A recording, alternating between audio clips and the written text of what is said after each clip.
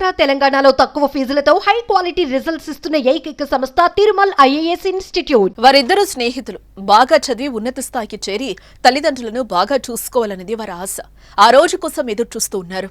ఆ విధంగా ప్రయత్నాలు చేస్తున్నారు. కొన్ని రోజులు ఆగితే వారి కల నెరవేరేదేమో. కానీ విధి వెంటాడింది. పరీక్ష కోసం వెళ్తూ తిరుగురాని లోకాలకు వెళ్లిపోయారు. కన్నవారికి తీరని శోకాన్ని నింపారు. అమ్మా దారిలో ఉన్నాం, పరీక్షకు వెళ్తున్నామని చెప్పిన గంటలోపే అసూలు బాశారు. ఇంతకీ ఏం జరిగింది? వారు ఎలా చనిపోయారు?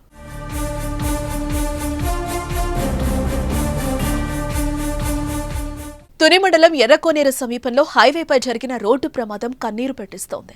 ఈ ప్రమాదంలో బంగారు భవిష్యత్తున్న ఇద్దరు యువకులు ప్రాణాలు పోయాయి. వారు ప్రయాణిస్తున్న బైక్ ను కారు ఢీకొట్టడంతో ఇద్దరు చనిపోయారు. మృతులు విజయవాడ అయ్యప్పనగర్ కు చెందిన నాదెండ్ల నిరంజన్, పశ్చిమ గోదావరి జిల్లా భీమవరానికి చెందిన పోలిశెట్టి రేవంతులు. వీరిద్దరూ విజయవాడ కేఎల్ యూనివర్సిటీలో బీబీఏ ద్వితీయ సంవత్సరం చదువుతున్నారు. ఇద్దరికి శనివారం మధ్యాహ్నం విశాఖపట్నంలో ఎంపీటీఎల్ పరీక్ష ఉండటంతో బుల్లెట్ పై తెల్లవారుజామున విజయవాడ నుంచి బయలుదేరారు. అలా వస్తూ ఓ చోట ఆగి తమ తల్లిదండ్రులతో ఫోన్లో మాట్లాడి క్షేమంగానే వెళ్తున్నామని ఇరువురు సమాచారం అందించారు.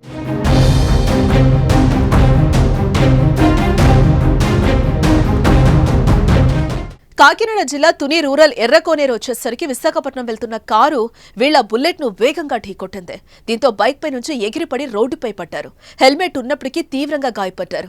కొన ఊపిరితో కొట్టుమిట్టాడుతున్న ఇద్దరిని అటుగా వెళ్తున్న వాహనదారులు చూసి వారిని కాపాడే ప్రయత్నం చేశారు.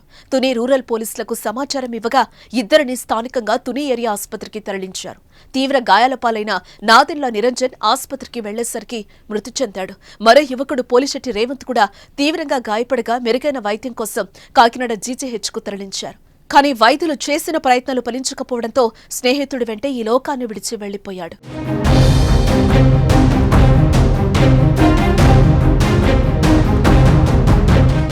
ఈ ఘటనలో కారు అతివేగంగా వచ్చి ఢీకొనడంతోనే ప్రమాదం జరిగిందని పోలీసులు అంటున్నారు. అయితే ఈ ప్రమాదానికి కారణం ఓ వైద్యుడు, ప్రమాద సమయంలో కారులో ముగ్గురు ఉంటే వేరే డ్రైవర్ను పోలీసులు చూపిస్తున్నారంటూ మృతుల కుటుంబీకులు ఆరోపిస్తున్నారు. మృతుల్లో ఒకరైన నిరంజన్ కు తండ్రి లేడు, తల్లొక్కరే. ఆమెకు కుమారుడే సర్వస్వం. అతడిపై ఆశలు పెట్టుకొని జీవిస్తోంది. కానీ నిరంజన్ ఇలా అర్ధాంతరంగా చనిపోవడాన్ని జీర్ణించుకోలేకపోతుంది. తుని ఏరియా ఆసుపత్రి వద్ద విగతజీవిగా ఉన్న కొడుకు మృతదేహాన్ని చూసి ఆమె విలపిస్తున్న తీరు ప్రతి ఒక్కరిని కంటతడి పెట్టిస్తోంది. చనిపోయిన నిరంజన్, రేవంతులు ఎంతటి బెస్ట్ ఫ్రెండ్స్ అనేదానికి వీరు దిగిన ఫోటోసే సాక్ష్యం. ఇద్దరు చాలా క్లోజ్ గా ఉంటూ దిగిన ఫోటోలు ఇప్పుడు చూస్తుంటే గుండె తరుక్కుపోతోంది. ఎంతో స్నేహంగా మెలిగిన వారు చావులను కలిసి వెళ్లిపోయారంటూ తోటి స్నేహితులు కన్నీరు పెడుతున్నారు. ఎంపీటీఎల్ ఎగ్జామ్ కోసమని విజయవాడ నుంచి బయలుదేరాడు నా బిడ్డ. బయలుదేరితే ఇక్కడికి రాగానే తునేలో యాక్సిడెంట్ అయిందని నాకు 8 గంటలకు ఫోన్ చేశాడు. 8 గంటలకు ఫోన్ చేసి చచ్చిపోయాడు మీ అబ్బాయి అని చెప్పారు. చచ్చిపోయాడు, మాకు లారీ వీళ్ళు ఏదేదో స్టోరీ చెప్తారు పోలీసు వాళ్ళు. నాకైతే అట్లా లేదు సార్, కారు ఇక్కడ ఉంది, 10 ముగ్గురు ఉన్నారు కార్లు అని చెప్పారు. ఇప్పుడు ఒక అతను చూపించి ఇద్దరు లేరు, ఎస్కేప్ చేసేసారు పోలీసు వాళ్ళు. మేము అడుగుతుంటే మీరేం చేయలేరు, మీ మీద కూడా కేసు పెట్టి లోపల కూర్చోబెడతాం అంటున్నారు మమ్మల్ని. ఒకతను అన్నారు.